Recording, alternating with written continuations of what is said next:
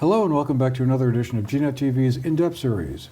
I'm Andrew McKeever, the news director at GNAT-TV's News Project. Pleasure to have you with us today on Wednesday, April 26th. Also a great pleasure to be joined here in the studio by Ed Surjan, who is the executive director at the Manchester Community Library. He's served in that post since last August. And Ed, great to have you down here to hear about what's going on at the library and talk a little bit about some of the other issues that are facing libraries around the country, for that matter. Again, thank you for making the time for this. Really good to have you here. And, well, welcome to GNAT. Well, thank you, Andrew. It's a pleasure to join you today. But I just thought, Ed, to kind of get us started here, you've been now in the job at the library for, what, about 8 months or so?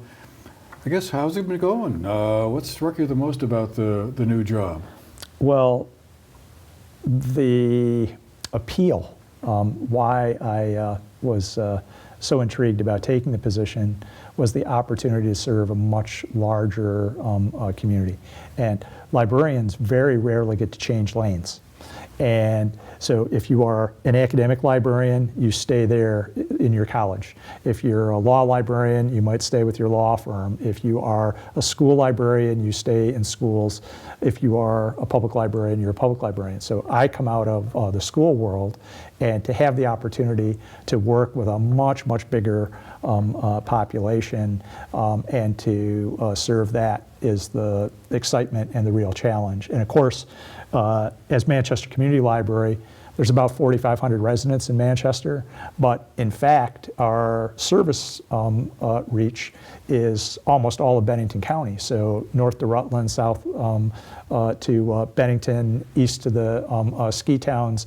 And so our real service population is maybe 20,000, 25,000 people. And so having everyone from the region, as well, of course, from Manchester, makes it a lot of fun. But the real challenge, of course, is being new to Vermont and being new to the library.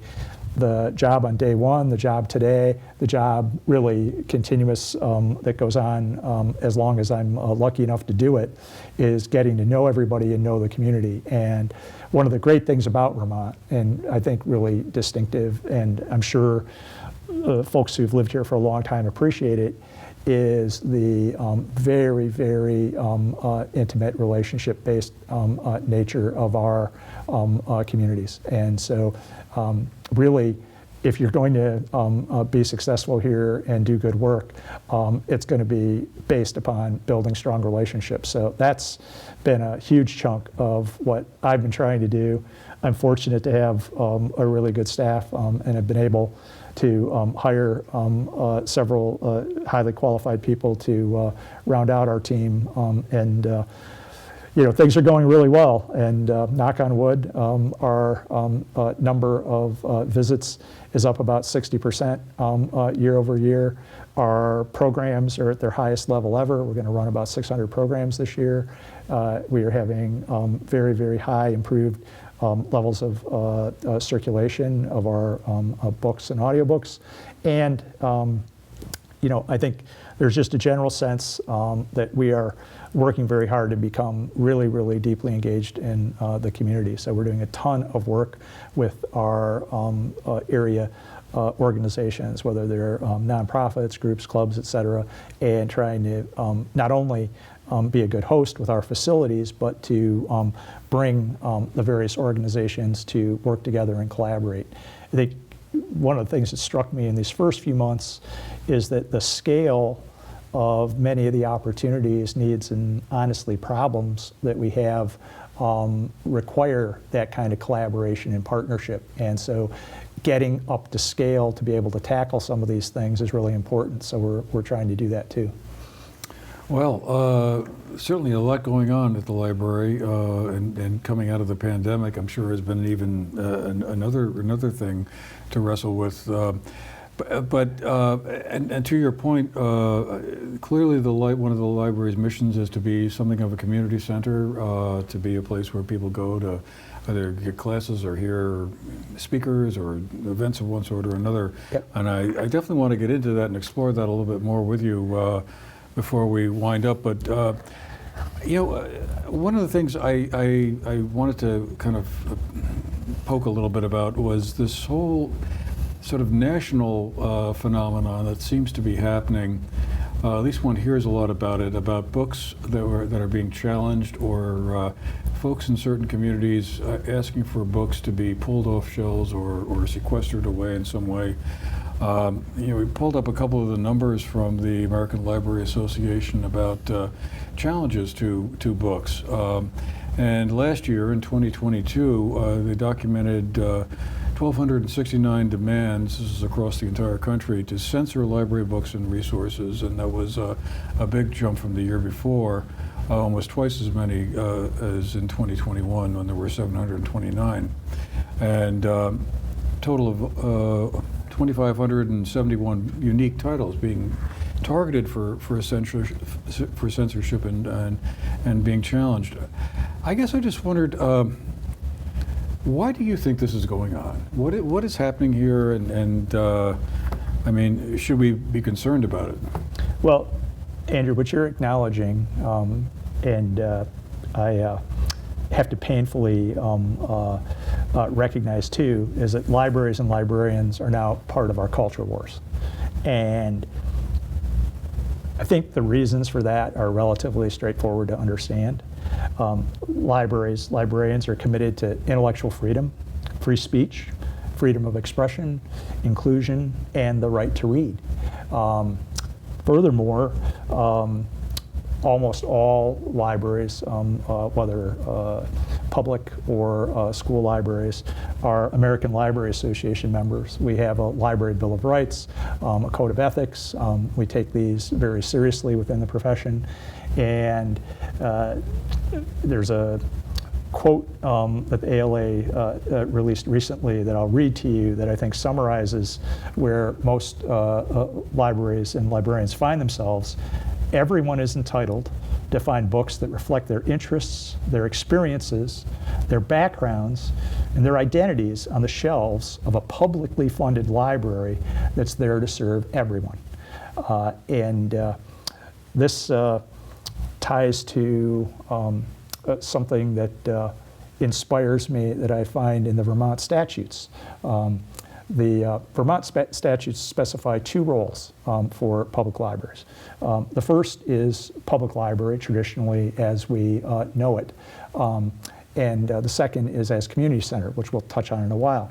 But in the brief paragraph talking about the role of public library as public library, Vermont explicitly acknowledges that libraries are here as engines of democracy. This is where citizens are able, regardless of means, regardless of their socioeconomic background, their race, their sexual orientation, what have you, to be able to freely access information. And this is absolutely vital to maintaining an informed citizenry, which is the bedrock of democracy. And I think many, maybe not all, folks in this country would acknowledge there's been some challenges to our democratic institutions in recent years. Mm-hmm. I think it was interesting to kind of do a bit of a geographic breakdown on where some of these challenges and issues are coming from, and I'm sure everyone might be curious about Vermont, which I'm sure a lot of people think, oh, we don't have any challenges, but there were 3 that were made across the state last year involving a total of 5 books. That's not very many, but what struck me was, and this is really fascinating, in next door neighbor Massachusetts, 45 challenges involving 57 books. That seems kind of surprising. Not a surprise, perhaps. The leader, the statewide leader in these challenges is Texas. 93 challenges involving 2,349 unique book titles. That's pretty amazing. But here's something else that's also interesting. In West Virginia, where you thought, oh, there might be a lot of people going, hey, I don't want that book on the shelves of my library where my kid might read it, only 3 challenges, same as Vermont, same number. 8 books in that case as opposed to 5. In Nevada, no challenges at all. You've pointed out there's been a big jump. I think the ALA stats show a 75% jump in book challenges in 2021 over 2020. Those challenges were roughly split between school and public libraries. So for anyone who's curious and wonders, are they coming, more from one or another? It's a pretty even split. Interestingly, though, prior to 2020, most of the challenges were individual challenges to individual book titles. And now the vast majority, about 90%, are multi-book challenges, and these are increasingly being made by political and religious affiliated groups. 40% of these challenges were of 100 books or more, mass challenges. And that is very, very different. Now, also, half of the most challenged books have LGBTQ themes. Also often themes involving race and social issues. And it is very, very interesting that that's where that concentration is. We're also seeing, and talking about these mass challenges, we're seeing a new phenomenon, and there was an example that was in the news today that's being referred to as shadow banning. Shadow banning is an administrative way of doing an almost global ban. An example would be Duval County in Florida. It's a school district, about 150,000 students. 1.6 million books were set aside, either to be covered or to be removed from student access while they're being reviewed. To date, only 25,000 of those titles have been approved. So effectively, this administrative process has removed almost the entirety of the district's book collection from teacher and student access. This is a relatively new development. All of this has led to a high level of uncertainty and, honestly, fear in the library community. And the scary part about that is that now we're starting to see what you could almost describe as self-censorship, where librarians, teachers, school media specialists are not bringing in titles just because they think a book might be challenged. When a library does get a challenge or a request from one of the residents in the town to pull a book off the shelves, that must create a lot of tension and anxiety among the staff. Well, I think that, again, it depends on the nature of the challenge. I'm in my 13th year as a librarian. The libraries that I've been fortunate enough to serve in have had collection development policies, and they clearly outline how the library goes about acquiring materials and choosing them, and their appropriateness for the community. These collection development policies are almost always, I can't imagine that they wouldn't be, reviewed by a board of trustees or the school administration or a school board. And then there's always accompanying this a challenge policy. So a parent, an individual library patron, what have you, can come in and say, hey, I'd like you to take a look at this title, and then there's a formal process by which that book is examined, reviewed, and then the decision reported back to the individual or group in question. What is so different now is that the concentration of interest in banning the books that involve themes that are about folks who are queer, transgender, racially based story themes, etc. That is new. It used to be a much, much broader range of potential titles than this concentration we're seeing now.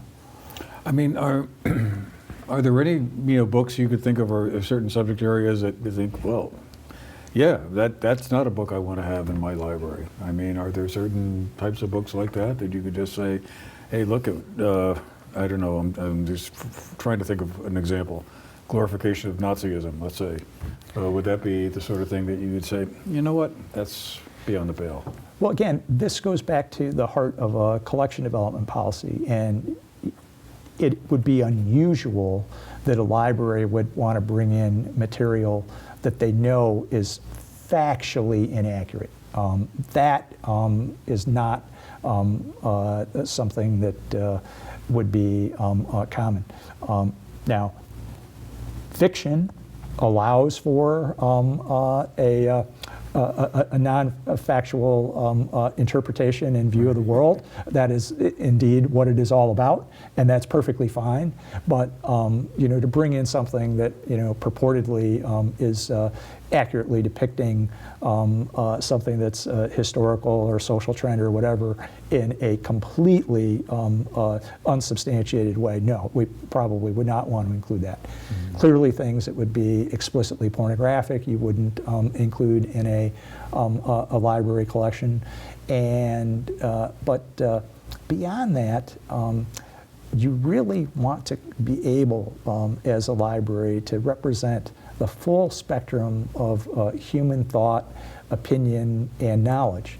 And so I've heard it said anecdotally, I'm not sure who we can attribute it to exactly, that a good library has something in it to offend everyone.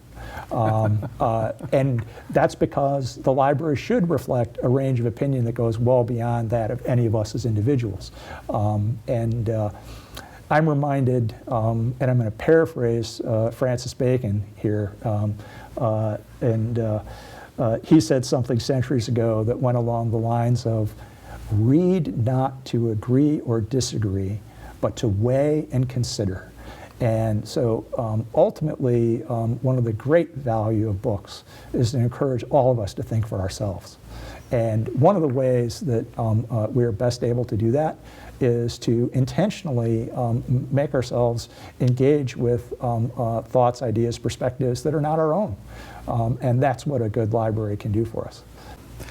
Libraries have also been in the news a lot with the in connection with the Vermont State University that is formally going to open this fall. But one proposal that came out earlier this year was, in order to help square up the finances correctly, that their libraries, in the traditional sense, would be closed down and sort of replaced with a digital version. And that was greeted with a lot of outcry that we can't do that. And I believe yesterday that plan was formally shelved. But I guess I just wondered, what did you make of that idea? I've said this in a couple of other places, and I'm trying to be as tactful as I possibly can.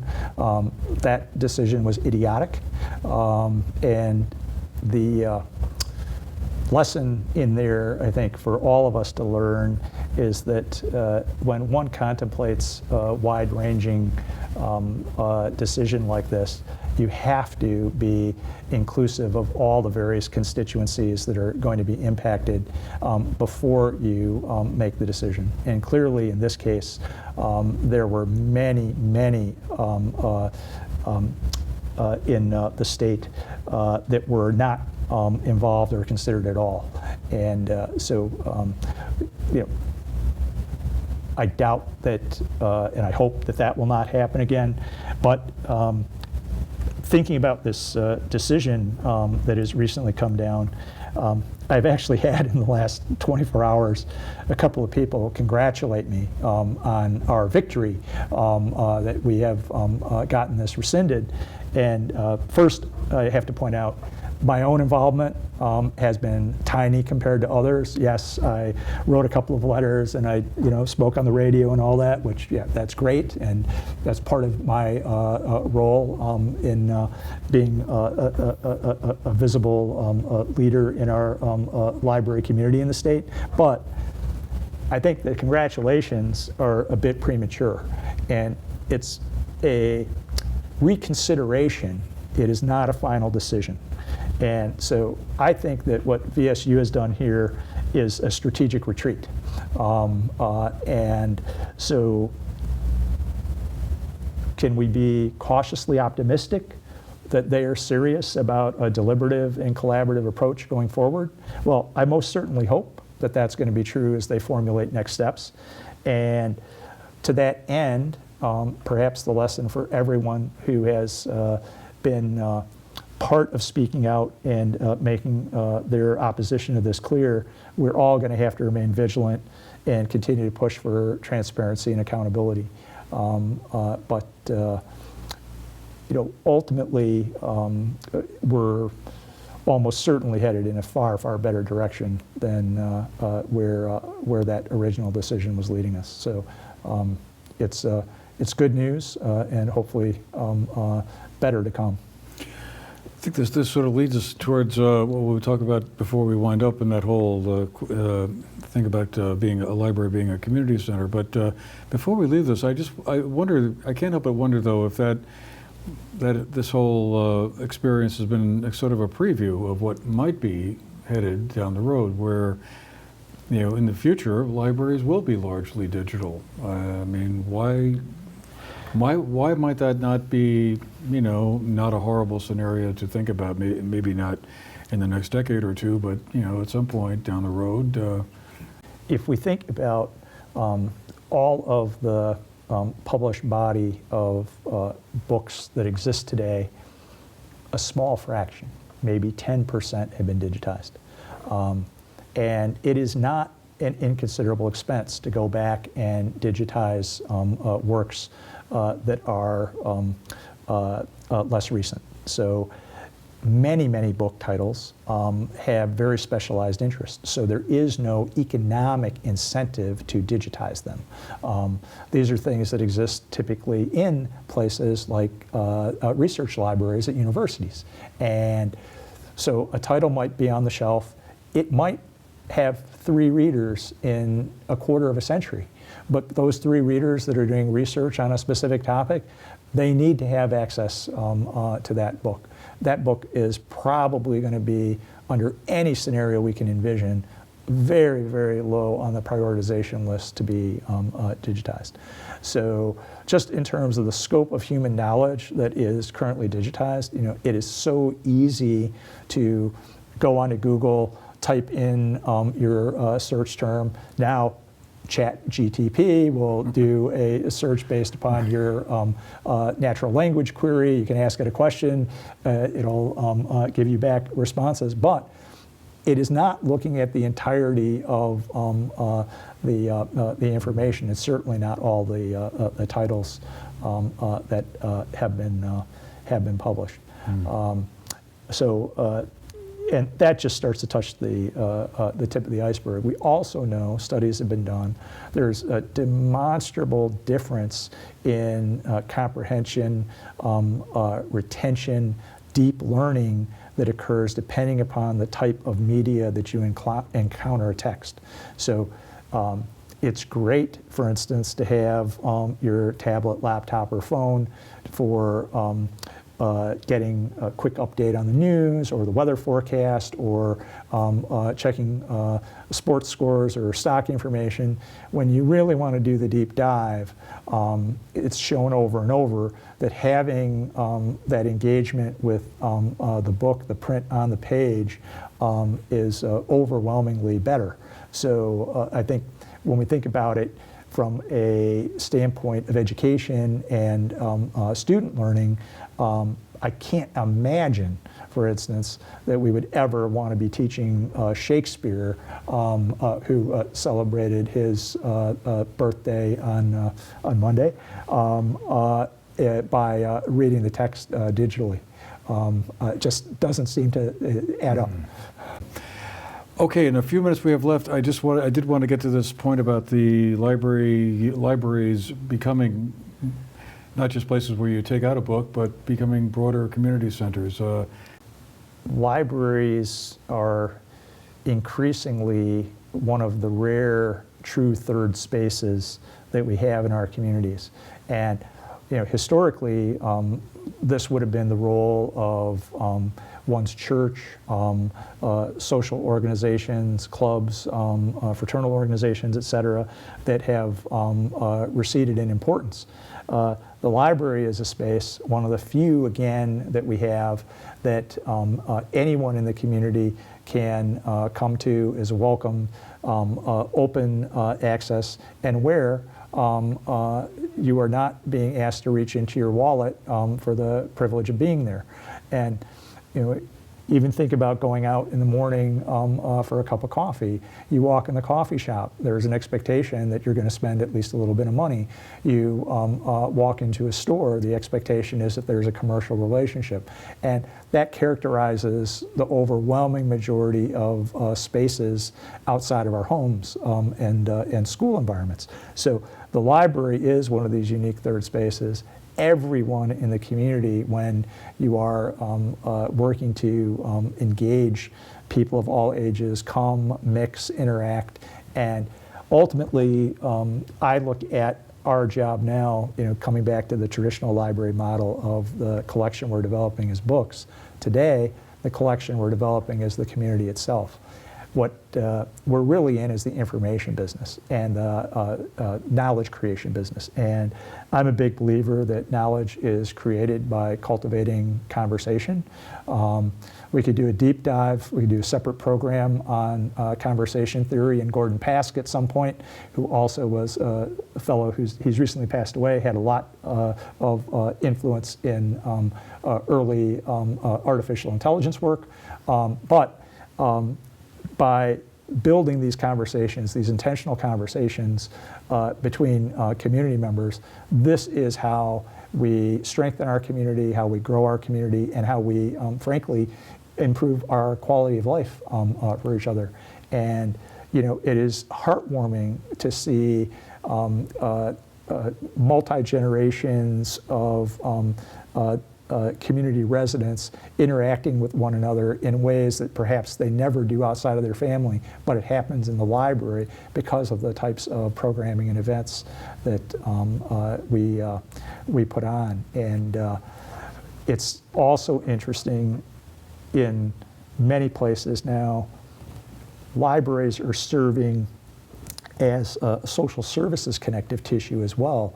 And I think Vermont is a state, and again, I'm only here a short period of time, but compared to some other areas in the country, we don't have quite the same level of social services.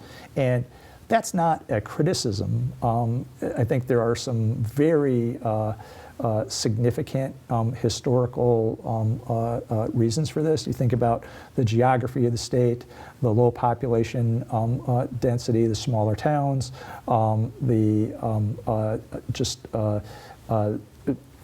transportation infrastructure, et cetera, has all led to some of this. And now libraries, and we're trying to do this in Manchester, is to, again, work with other organizations so that together, while we all work for the greater good, we're working to do the greatest good together. And this is this power of collaboration and partnership that we're really trying to focus on. All right. Well, it's certainly an important and vital part of the community, and I go there all the time. Well, we're going to have to leave it there, Ed. Unfortunately, much more I'm sure we could chat about, but time is just about up. So I want to thank you again for making the time to be here and tell us a little bit about what's going on at the library and whatnot. And to all of you who've been watching, thank you for being with us today and sharing part of your day with us. Hope you found the program interesting. We'll see you again the next time. Meanwhile, take care. Thank you very much.